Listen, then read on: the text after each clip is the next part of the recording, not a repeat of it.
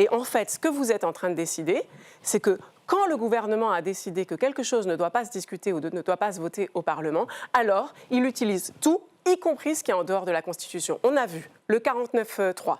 Le 47.1, le 44.2, le 44.3. On a eu tous les articles conjugués, ce qui s'était d'ailleurs jamais vu.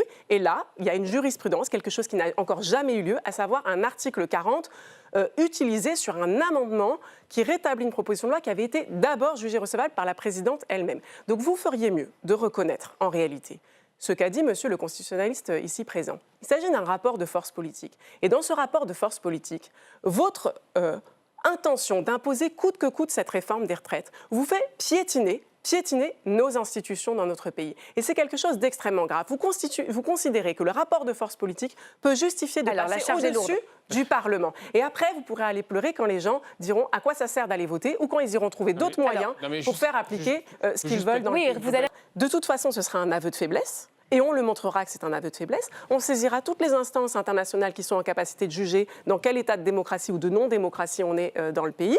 Et puis, on utilisera absolument tous les outils qu'on a à notre disposition pour ne pas laisser passer ce coup de force absolument insupportable.